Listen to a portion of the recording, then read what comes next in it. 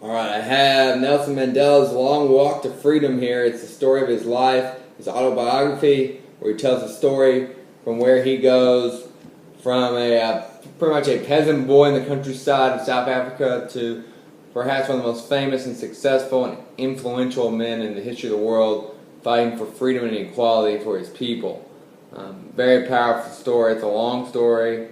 He had a lot happen in his life, so he tells the whole story from the beginning to the end, and this is what I gathered from it.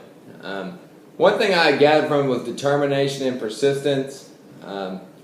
Mandela, he had a dream of freedom from apartheid for his people, and he didn't let anything stop him from that. There was nothing in his life that was going to distract him or stop him from that dream. And he also had some associates who had the same dream that helped him do it, so they kind of worked as a group, but he was the leader of the group. And, being thrown in jail, being intimidated, family problems, nothing's going to stop him from his walk towards freedom for his people. And, he was thrown in jail for decades. And he just persistently pursued his dream no matter what. Another thing that came to me was dignity. He treated everyone with dignity and respect. His oppressors, from cruel prison guards to the government that was trying to put him away and make him go away so he'd stop his dream, to people in his own movement that were against him, and then his friends, family, and all the people that were with him. He treated everybody with the same dignity and respect. I think that's something we miss a lot in America today, and maybe around the world today, is that even if you disagree with someone or you think someone is totally wrong, you can still be firm but still treat the other person with dignity and respect. And he, although others didn't always treat him with dignity and respect, he always treated everyone else with dignity and respect, including at the end when he was coming to the table with Mr. de Klerk, the president of South Africa, to negotiate a deal to end apartheid. So but just because he was treating people with dignity, he stayed firm in his convictions. He also expected everyone to treat him with dignity and respect. Now, they didn't always do that, but he always pushed for that. And, he could look any man in the eye and say, that's, not the way I expect to be treated. And he had a certain power, I think, because he was so intense, but so respectful himself. He had a power to make others kind of lift themselves up who would normally be thugs and intimidation, and treat him with more dignity and respect. He did deal with thuggery and intimidation much during his time. He was persistent. This was a lifelong goal. How many we set 1 year goal, a New Year's resolution, and we give up on it by March, right?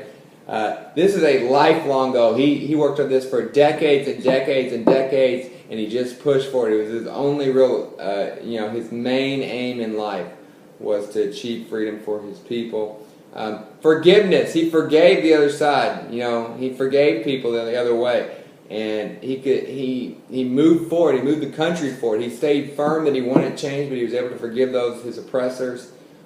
Incredible mental toughness. When they locked him up on Robben Island and put him in one room cell, he didn't break. He just kept going. His mental toughness and taking it one day at a time, sometimes 1 hour at a time, is pretty amazing. It's amazing in this book how undramatic he is about certain circumstances, like being locked away in a cell by himself in solitary confinement, or being scooped up and ridden in a van for hours at a time, not knowing where he was going.